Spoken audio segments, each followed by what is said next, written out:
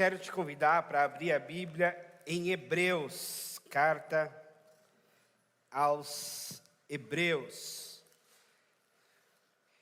Hebreus é mais para o fim da Bíblia, né? Mais para o fim do que para o começo.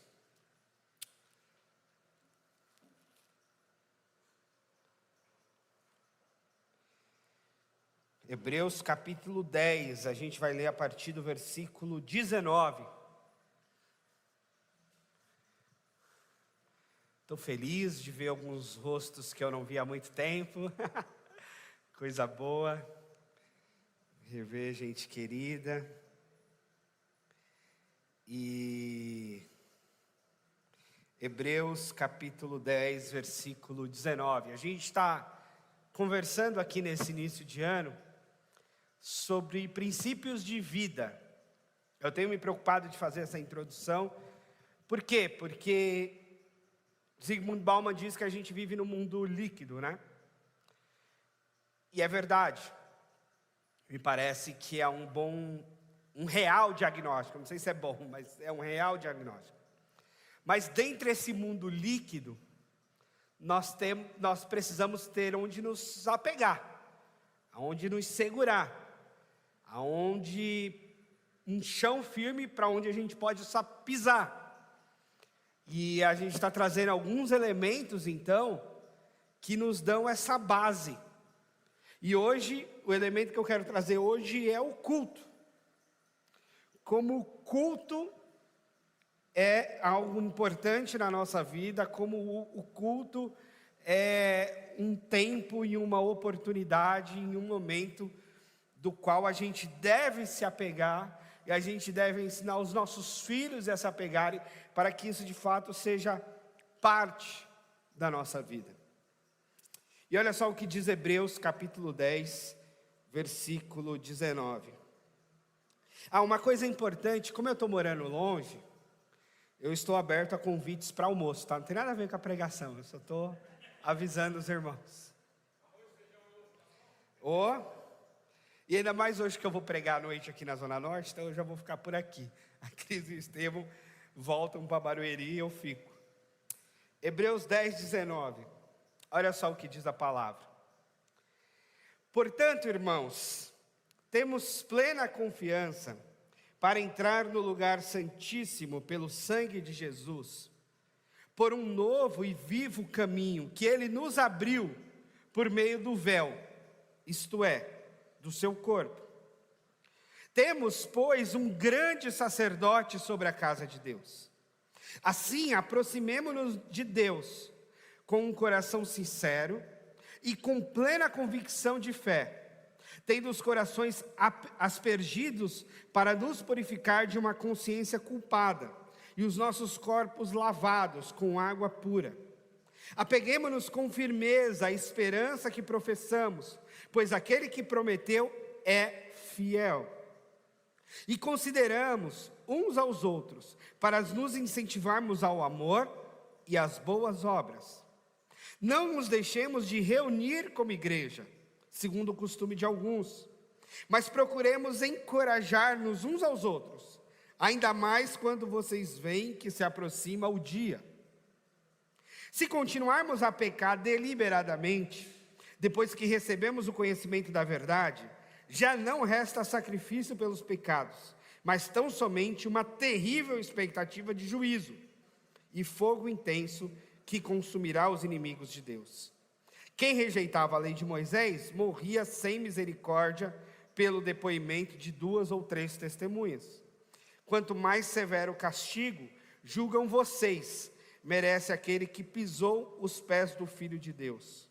Pisou aos pés o Filho de Deus e profanou o sangue da aliança pelo qual ele foi santificado, e insultou o Espírito da graça. Pois conhecemos aquele que diz: a mim pertence a vingança, eu o retribuirei. E outra vez, o Senhor julgará o seu povo. Terrível coisa é cair nas mãos do Deus vivo. Lembre-se dos primeiros dias depois que vocês foram iluminados, quando suportaram muita luta e sofrimento. Algumas vezes vocês foram expostos a insultos e tribulações. Em outras ocasiões fizeram-se solidários com os que assim foram tratados. Vocês se compadeceram dos que estavam na prisão e aceitaram alegremente os confiscos dos seus próprios bens, pois sabiam que possuíam bens superiores e permanentes. Por isso, não abram mão da confiança que vocês têm, pois ela será ricamente recompensada. Vocês precisam perseverar, de modo que quando tiverem feito a vontade de Deus, recebam o que Ele prometeu.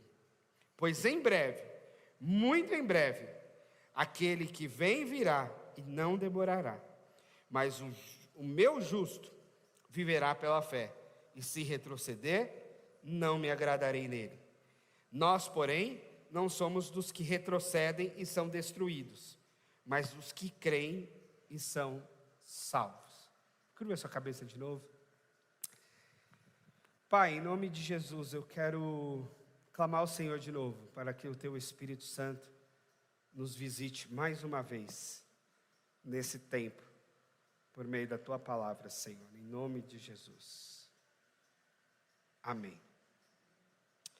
Eu acabo de ler um trecho da carta aos Hebreus.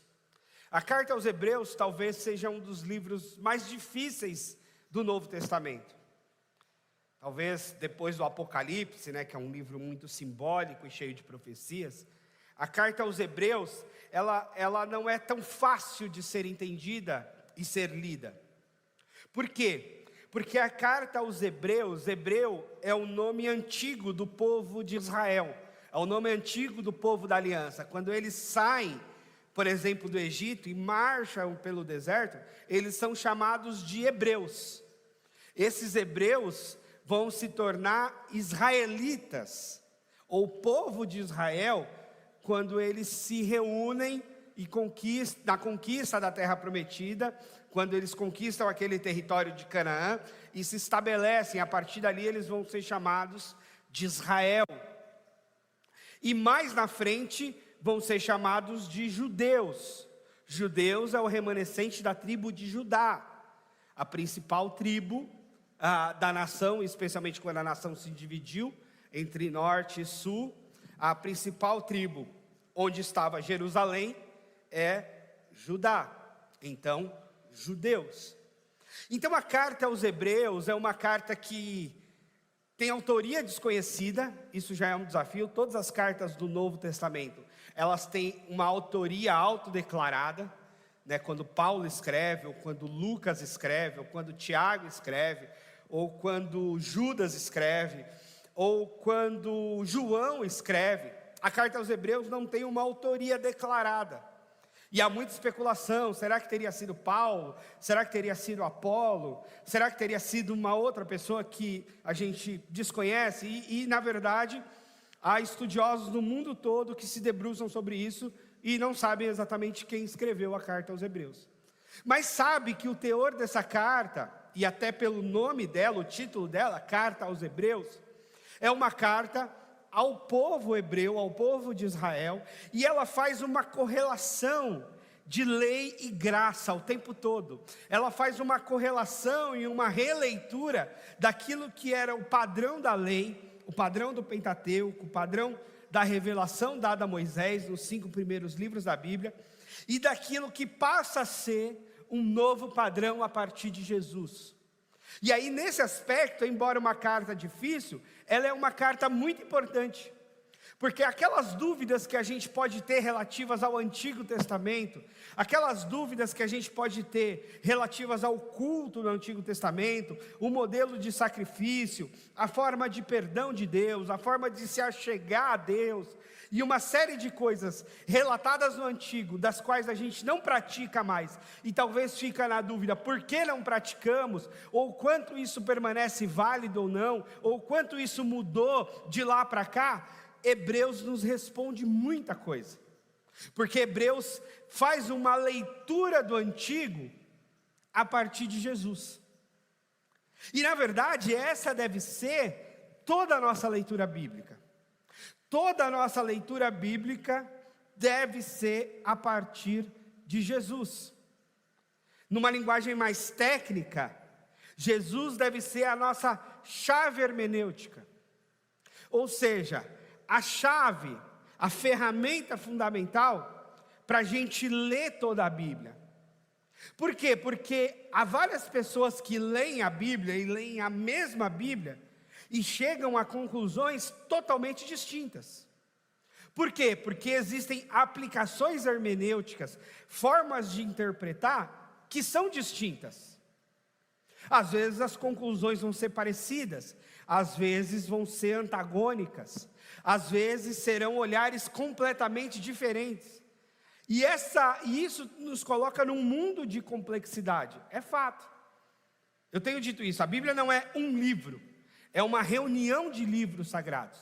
São 66 livros, com narrativas, com poesias, com histórias, com parábolas, com paráfrases, com citações variadas, com um mundo de cultura e de história. E para nós, esse mundo todo é um enredo espiritual que de alguma forma o Espírito Santo juntou e nos ofereceu como revelação de Deus.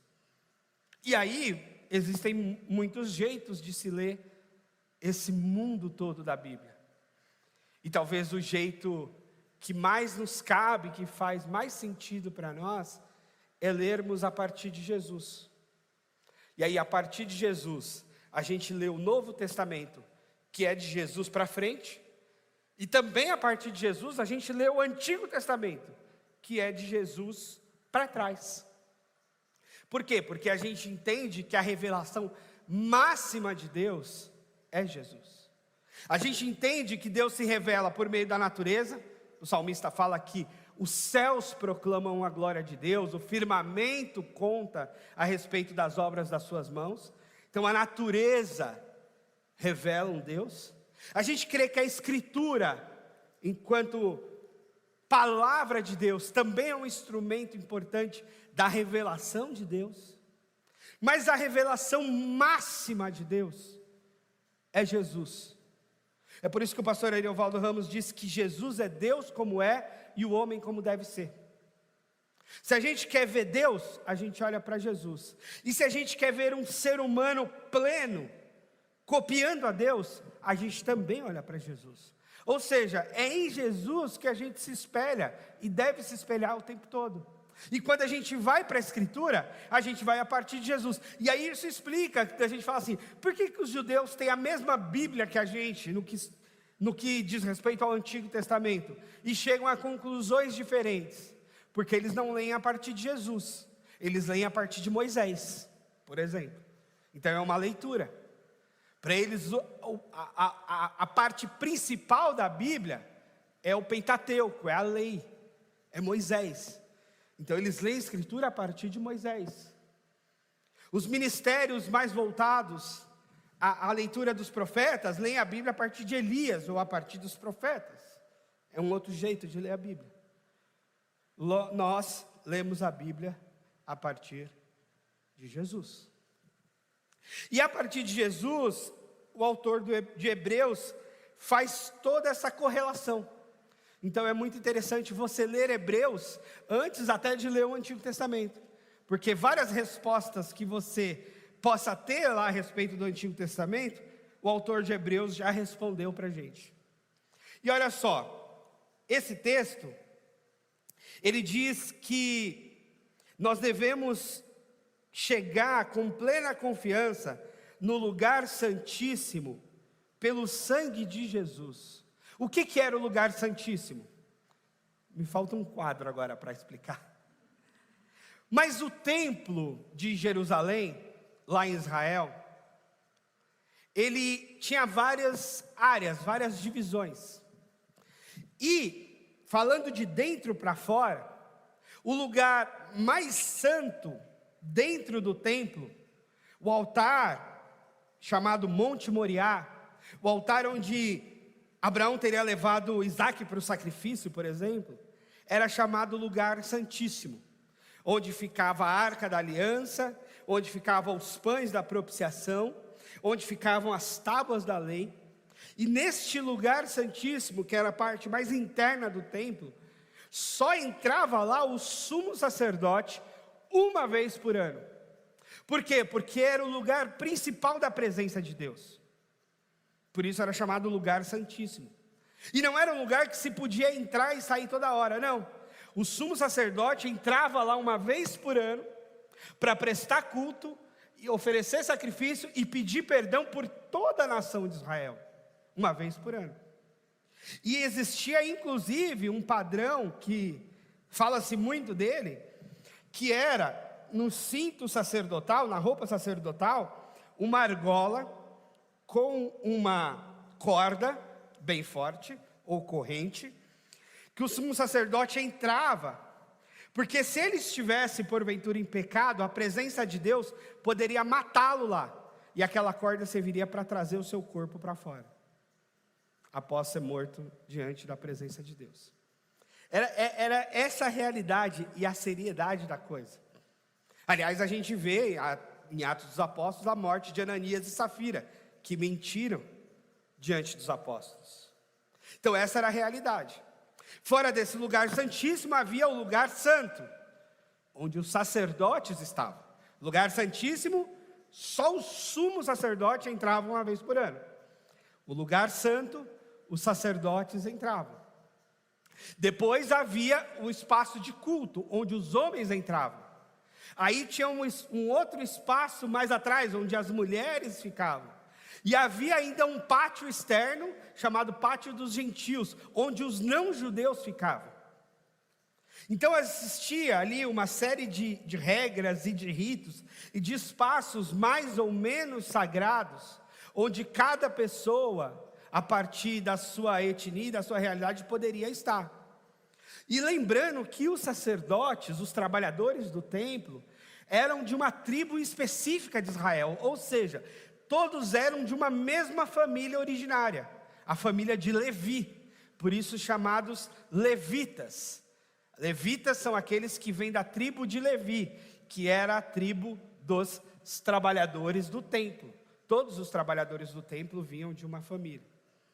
Então essa era a realidade até os tempos de Jesus. A lógica judaica que Deus próprio estabeleceu no Antigo Testamento como formas de culto. Por isso que a pergunta da mulher samaritana para Jesus, lá no Evangelho de João, é tão importante. Porque existia uma série de regras para homem, para as mulheres, para quem era judeu, para quem não era judeu. Regras de purificação, de lavagem das mãos, de lavagem do corpo. Regras, se você tivesse contato com um cadáver, você tinha 7 dias de purificação. A mulher, no período menstrual, ela estava impura. Depois do período menstrual, ela também tinha que passar por um rito de purificação. Havia uma série de padrões estabelecidos para que o culto fosse oferecido e recebido por Deus. E a mulher então pergunta para Jesus: onde é que se deve cultuar? Onde é que se deve adorar a Deus? É neste monte, ela estava falando a um monte lá em Samaria, monte de Gerizim, monte onde Jacó levou os seus animais para beber água? Ou é lá em Jerusalém, no monte do templo? E é por isso que a questão política e geopolítica é tão complexa, porque os judeus entendem que o templo precisa ser reestabelecido exatamente nos mesmos padrões e no mesmo lugar. Com os sacrifícios de animais novamente, com os sacerdotes novamente, com o sumo sacerdote novamente, com os utensílios, com a arca da aliança, com tudo que existia descrito no Novo Testamento. Os judeus entendem e sonham que isso volte a se realizar. Tanto que existe um museu chamado Instituto do Templo, que na verdade é um instituto, é uma associação, que reúne todos os utensílios sagrados. Eles saem caçando pelo mundo aquilo que pode ser os utensílios sagrados, e aquilo que eles não acham de utensílios antigos, eles estão reproduzindo no padrão do Antigo Testamento. Os tipos de madeira da mesa, as vestes e as cores, e os jeitos de fazer e os instrumentos e as formas, tinha coisa de bronze, tinha coisa de prata, tinha coisa de ouro, os tipos de tecido, uma série de coisas para quê? Para retomar aquele padrão. E por que não retoma-se o padrão? Porque bem no altar, no lugar santíssimo, está o domo da rocha, um monumento islâmico, no mesmo local do lugar santíssimo, onde o judeu não pode entrar, e nem o gentio pode entrar, só o muçulmano pode entrar. E esse local está no centro da cidade velha de Jerusalém, está bem ali, aquele domo dourado que a gente vê nas fotos famosas de Jerusalém, aquela cúpula, não é exatamente uma mesquita, mas é um lugar sagrado para os muçulmanos, que é exatamente no lugar santíssimo, que para os judeus é o local que Abraão teria levado Isaque para o sacrifício, e para os muçulmanos é o lugar que Abraão teria levado Ismael para o sacrifício, porque Abraão é pai do cristianismo, do islamismo e do judaísmo, mas a grande divisão entre o judaísmo e o islamismo é a partir dos filhos de Abraão. Um crê que a fé se desenvolve a partir de Isaque, que no caso somos nós junto com os judeus, e os muçulmanos creem que a fé se desenvolve a partir de Ismael, porque Ismael seria de fato o primogênito. Na verdade, Ismael nasceu primeiro, só que a Bíblia vai dizer que ele não é o filho da promessa.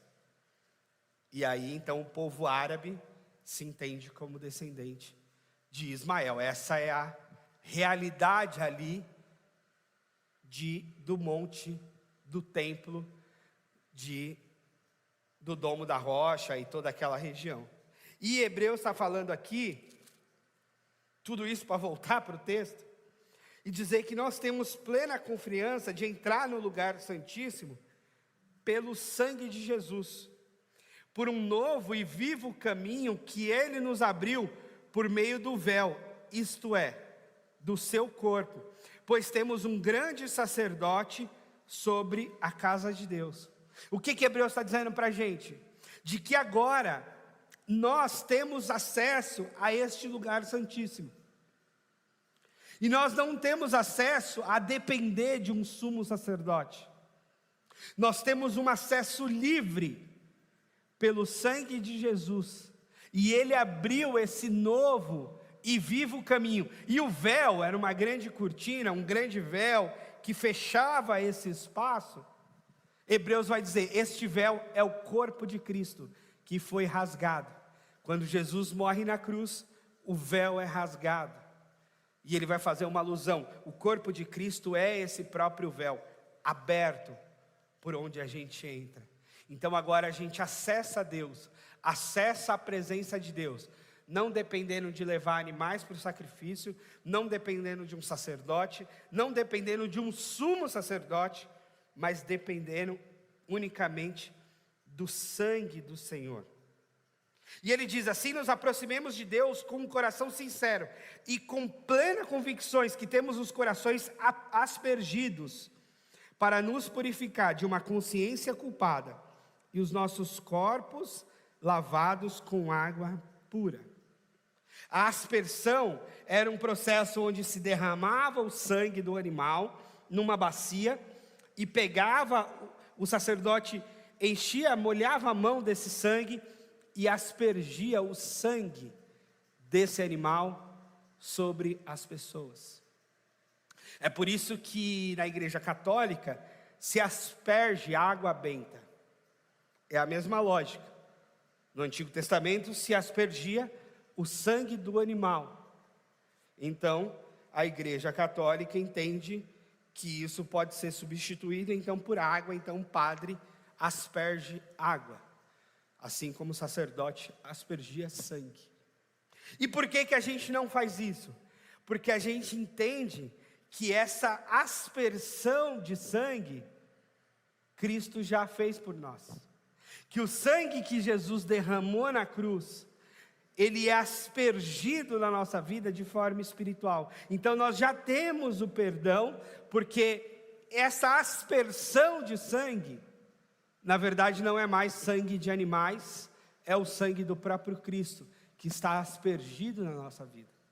E ele fala, por isso que a gente tem que ter confiança, a gente tem que ter fé de que isso é válido.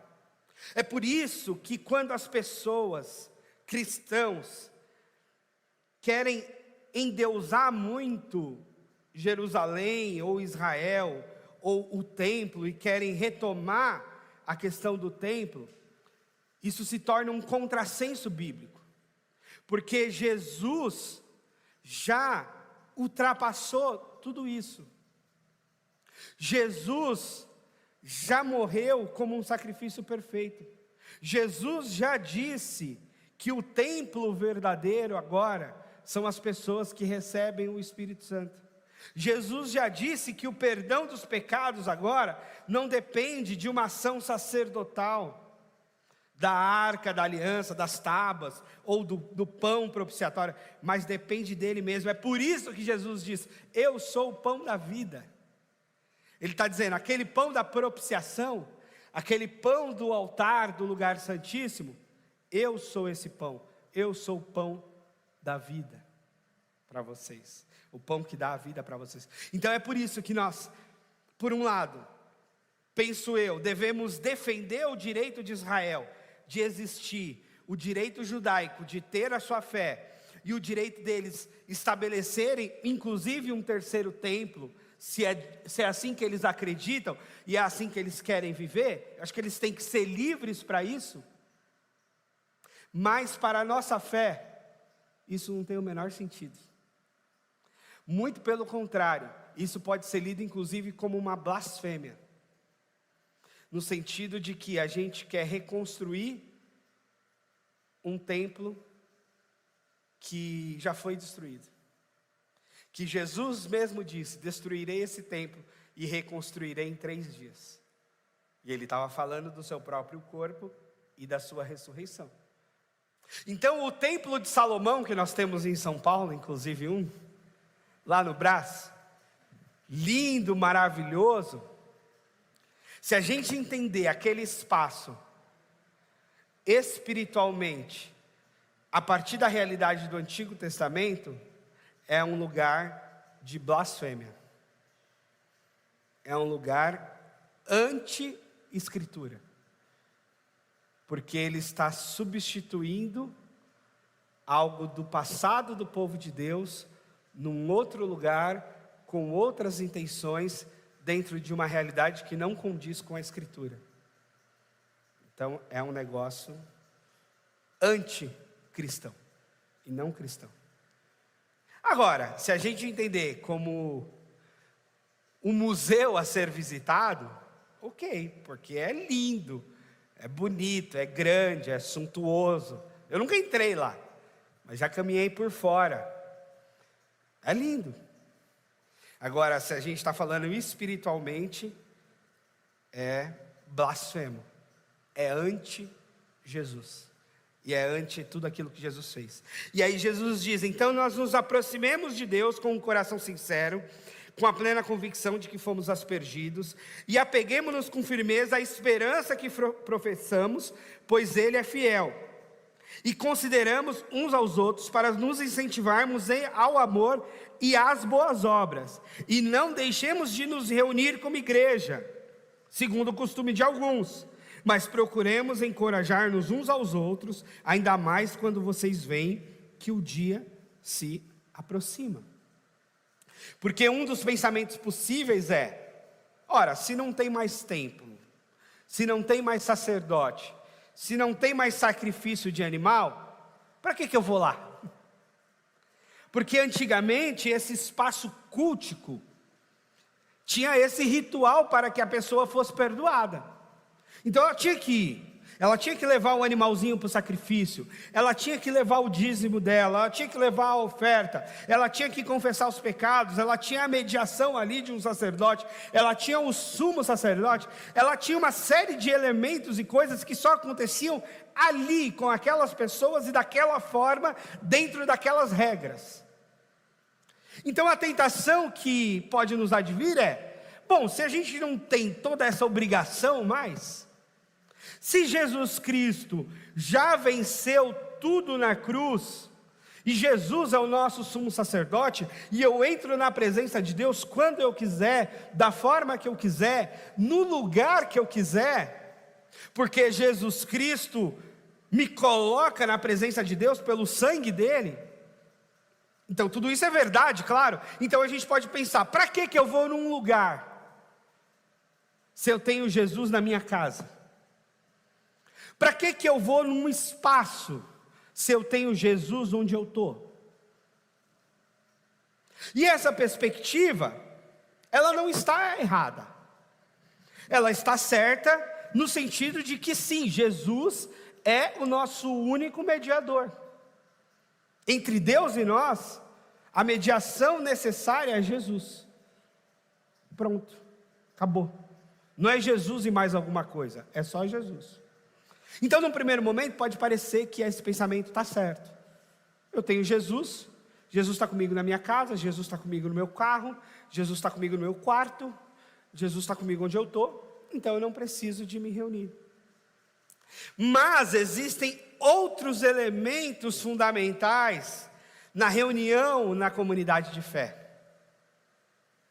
E aí vale a pena lembrar que a comunidade de fé é o corpo de Cristo. E nós individualmente somos no máximo membros do corpo de Cristo. Então você não pode dizer assim sozinho: eu sou o corpo de Cristo. Não. Você é no máximo um dedo de Cristo. O corpo de Cristo é a congregação. O corpo de Cristo é a gente junto. Você sozinho na sua casa, você acessa a Deus, você ora a Deus, você fala com Deus. Eu não tenho dúvidas de que Deus pode falar com você, mas você não é o corpo de Cristo sozinho. Você é no máximo um membro do corpo de Cristo. O corpo de Cristo é a gente junto. E a gente junto, a gente se junta para incentivar uns aos outros as boas obras. A gente se junta para encorajar uns aos outros nas lutas cotidianas da vida. A gente se junta para mostrar para os nossos parentes, para os nossos filhos, para os nossos amigos e para toda a sociedade ao redor, que isso aqui é muito importante e faz parte da nossa vida, de fato. Porque não adianta a gente ensinar os nossos filhos: filhinhos, a igreja é importante, mas a gente não vai lá. Filhinhos, a igreja é muito importante, mas a gente não pisa lá.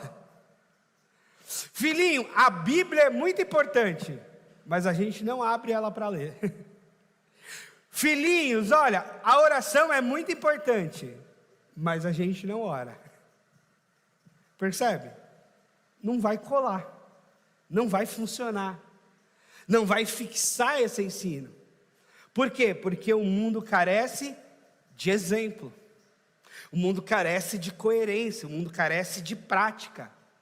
Então, quando a gente diz a igreja é importante, é tão importante que a gente está lá. A Bíblia é importante, é tão importante que a gente lê. A oração é importante, é tão importante que a gente pratica. E aí, isso de fato ganha importância. Calma, isso é importante.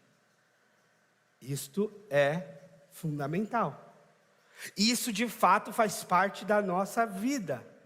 Assim como é importante trabalhar, assim como é importante estudar, é importante estar na igreja. O Estevão já está numa fase assim cheio de vontades, né? As crianças cheias de vontade. E tem vários dias que ele fala: não quero ir para a escola. Não estou com vontade de ir para a escola. Filho, vai sem vontade mesmo, então. As crianças têm que estudar e os adultos têm que trabalhar.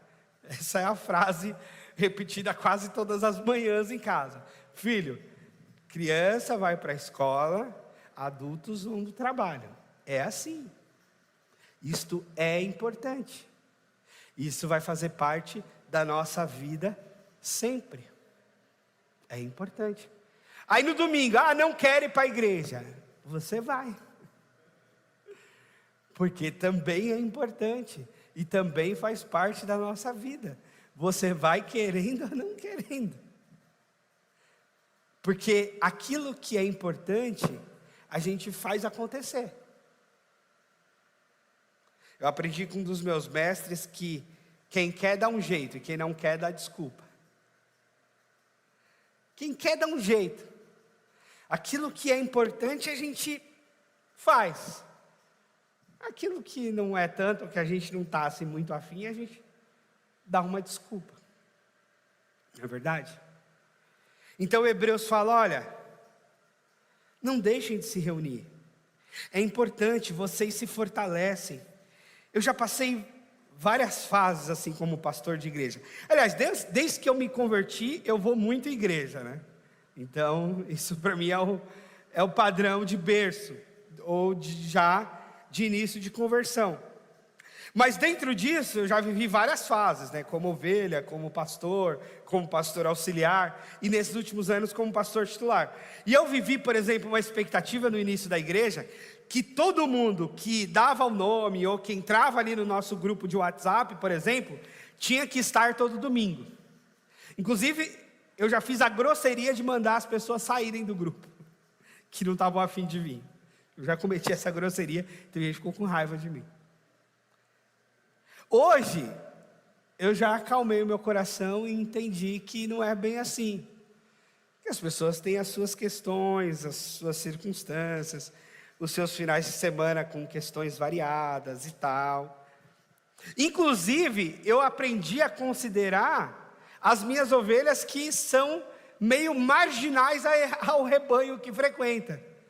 E tem umas ovelhas aí meio virtuais, que ficam por aí, que me encontram durante a semana, e aí nós temos os nossos almoços, os nossos cafés.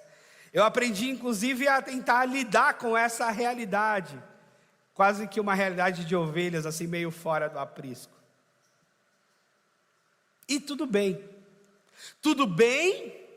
da perspectiva de que eu continuo sendo o pastor dessas pessoas, e eu continuo disposto a caminhar com elas. Mas não é tudo bem da perspectiva do exemplo que elas estão dando para os seus filhos, por exemplo. E nem da não contribuição que a presença delas ofereceria à igreja se elas estivessem presentes. Aí não é tudo bem. Então tudo bem porque elas têm Jesus no coração, porque elas oram e acessam Jesus e não precisam de mim ou desta igreja para acessar a Deus. Tudo bem porque a gente sabe que Deus age em todos os lugares e não é exatamente aqui nesse lugar que Deus age somente. Isso está certo. Mas não tão certo da perspectiva da contribuição que elas podem dar se elas estivessem mais conectadas ao corpo. Dos dons que elas poderiam oferecer para nós e dos dons que nós podemos oferecer para elas se elas estivessem aqui presentes e não apenas ouvindo a pregação no Spotify depois ou assistindo o culto no YouTube. Então, o 100% do engajamento tem esse item da presença. Não é assim? Estar presente, estar inteiro. É isso que se discute nas famílias. Pai ausente, pai presente. Mãe ausente, mãe presente. É o fato de estar. É o fato de estar lá. É o fato de conviver intensamente, intencionalmente. Ou o fato de estar distante. E isso cobra o seu preço. Não adianta dizer que é a mesma coisa, que não é. Não adianta um casal se separar e a guarda do filho ficar com um e dizer que vai ser a mesma coisa, porque não vai. É lógico que há circunstâncias que a gente não controla. Eu vim de um lar de casal que separou. Meus pais separaram, eu tinha 9 anos. Mas a conexão que eu tinha com meu pai até os 9, e a conexão que eu tinha com meu pai quando ele morreu aos 21, foi completamente outra. Porque ao longo desse tempo, dos meus 9 anos de idade até os 21, a nossa distância foi aumentando. Quando ele morreu, era quase um desconhecido. Alguém que eu vinha 3 vezes por ano, 4, datas especiais, um almoço de vez em quando. Não dá para dizer que é a mesma coisa, o vínculo de sangue. Sim, mas tem coisa que é mais forte que o vínculo de sangue, que é a presença. Como é que a gente explica famílias com filhos adotivos? Porque a presença vai se tornar maior do que o vínculo de sangue. A presença, o café da manhã, o almoço, o jantar, dorme junto, acorda junto. Eu lembro que meu filho tinha 20 dias quando eu fiquei internado com Covid. Eu fiquei 21 dias isolado, desses 21 dias isolado, 10 dias internado no hospital. Quando eu voltei, o Estevão tinha 40, 50 dias quando eu consegui pegar ele de volta no colo. Ele me estranhou. Ele não me reconhecia. Ele chorava, ele olhava para mim como um estranho. Claro, dos 50 dias de vida dele, mais de 20 eu estava afastado dele. Eu estava isolado dele. Então, para ele, eu era um estranho. Foi um processo dessa volta. E olha que do 0 aos 20 dias, eu dei todos os banhos. Eu sempre dei banho nele desde que ele nasceu. Desde a maternidade. Então, os 20 dias iniciais, eu dei banho nele todos os dias. Eu estava com ele todos os dias. Pandemia, a gente trabalhando de dentro de casa. Mas ao mesmo tempo que eu fiquei 20 e poucos dias afastado dele por conta da doença, quando eu voltei como um estranho. E foi uma reconquista dessa presença, desse estado. E o meu desespero, quando eu achei que eu ia morrer, era assim: meu filho não vai se lembrar de mim. E não iria mesmo. Se eu morresse com ele com 20, 30 dias, ele não ia se lembrar de mim, ele não ia saber que eu existia. E pensando friamente, seria bom que uma outra pessoa entrasse no meu lugar e fosse uma boa figura paterna para ele. Porque ele continua precisando de figura paterna. Continua sendo necessário. E talvez eu não estaria ali para ocupar esse lugar. Porque a presença é muito importante. Esse cotidiano é muito importante. Essa rotina é muito importante. Às vezes a gente olha para a rotina como algo ruim. Mas a boa rotina, o bom hábito, é fundamental. Na vida, no trabalho, na fé. E ele diz isso. E ele diz que nós não podemos e não devemos continuar a pecar deliberadamente depois que recebemos o conhecimento de Deus. Esse texto é muito forte nesse aspecto. Porque ele, apesar dele começar dizendo que não precisamos de toda essa parnafrenália cultica, porque Jesus Cristo já resolveu tudo na cruz, ele continua dizendo que se a gente seguir pecando deliberadamente, não nos restará mais nada. A gente vai estar passando por cima do sangue de Jesus. Entende? Porque antes a gente pecava e oferecia o sacrifício de animais. A gente pecava e ia lá no culto diante do sumo sacerdote. A gente pecava e uma vez por ano ia lá para Jerusalém para pedir perdão dos pecados. Só que agora, a cada pecado nosso, não é um animal que a gente tem que matar. Agora, a cada pecado nosso, a gente mata Jesus de novo. Agora, se a gente decide viver deliberadamente no pecado, a gente pisa o sangue de Cristo, que foi derramado por nós.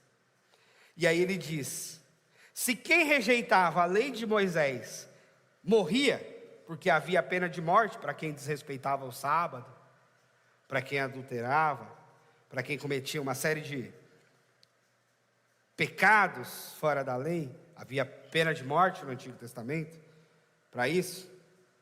Quanto mais severo castigo julgam, vocês merecem, ou merece aquele que pisou os pés, o Filho de Deus, que profanou o sangue da aliança e insultou o Espírito da graça.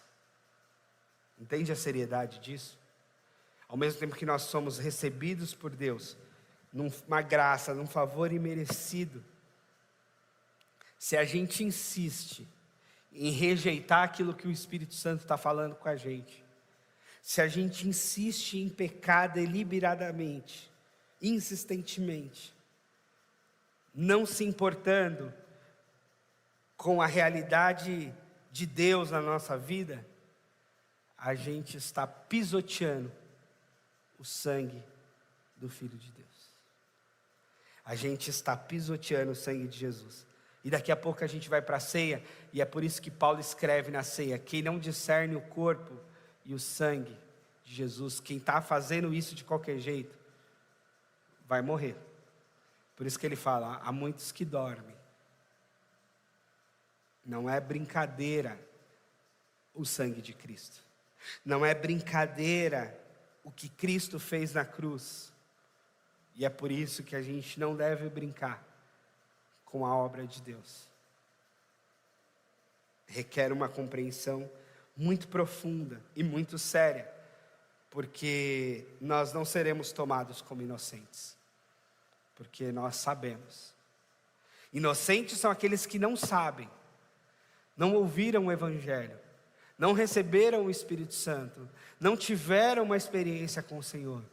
Esses são tidos como inocentes, aos quais a gente precisa pregar. Mas nós não somos tidos como inocentes, porque nós sabemos o peso do que foi feito na cruz. Mas o Paulo diz, aliás, o autor de Hebreus, não Paulo, diz no final, que nós não somos dos que retrocedem e são destruídos, mas dos que creem e são salvos. Porque não adianta também a gente voltar. A gente não tem para onde voltar. Voltar para onde? Voltar para a lei?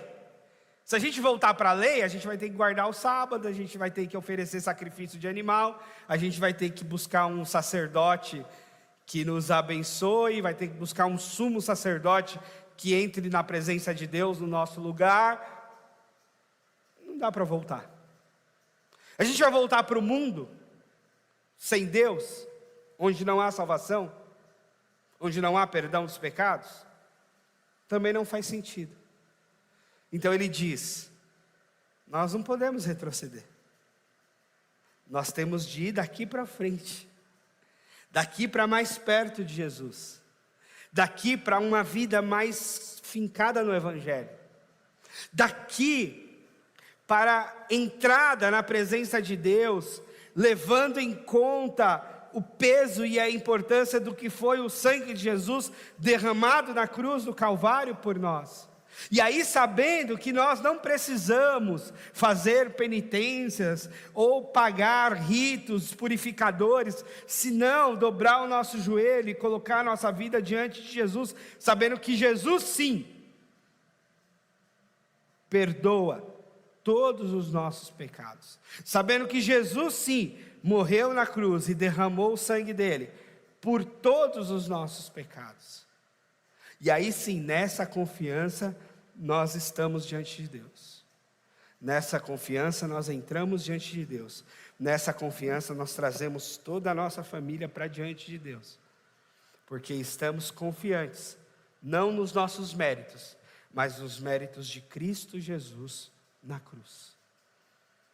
E sabendo da profundidade, da seriedade do que Cristo fez na cruz, nós adentramos com isso diante de Deus.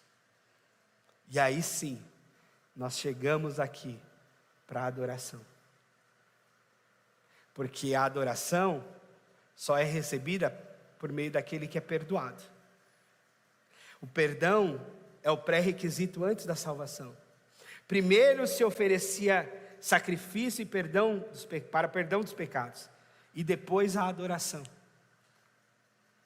Então a gente chega aqui para adorar no domingo de manhã, a gente tem que chegar já com essa confiança. Jesus Cristo me perdoou, eu sou perdoado por Deus, eu sou amado por Deus, então agora eu vou chegar para adorá-lo. Agora eu vou chegar para louvá-lo. E mesmo na nossa oração de manhã, a gente agradece, a gente louva a Deus pela noite de sono, pelo dia que amanhece, confiantes de que sim, somos perdoados na cruz. Não seremos queimados e mortos com a presença de Deus. Não seremos condenados ao inferno por conta dos nossos pecados. Mas estamos debaixo da graça do Cordeiro de Deus que tira o pecado do mundo. Que tirou o pecado da nossa vida. Então isso serve para a gente ter sim, uma vida leve diante de Deus. Mas uma leveza que tem compromisso. Uma leveza que sabe o quanto custou o nosso perdão e a nossa salvação. Custou o sangue de Jesus Cristo, o Filho unigênito do Pai. E Hebreus vai dizer, dessa forma, Jesus se tornou o nosso sumo sacerdote. Ele é o sumo sacerdote. E Pedro vai dizer na sua carta que todos nós nos tornamos sacerdotes de Deus. O sacerdócio universal de todos os crentes. Jesus é o nosso sumo sacerdote. E cada um sacerdote de Deus. Ou seja, trabalhadores do reino de Deus. Pessoas com a responsabilidade de levar Deus às outras pessoas. E de levar outras pessoas a Deus. É isso que o Senhor nos ensina. Então eu quero orar com você e a gente vai partir para a ceia. Você pode ficar de pé um minuto? E a gente vai orar. E eu quero muito que você participe da ceia. Aqui a nossa ceia é livre e irrestrita. A única restrição é você e Deus. A única restrição é o quanto você está discernindo o corpo e o sangue do Senhor na sua vida.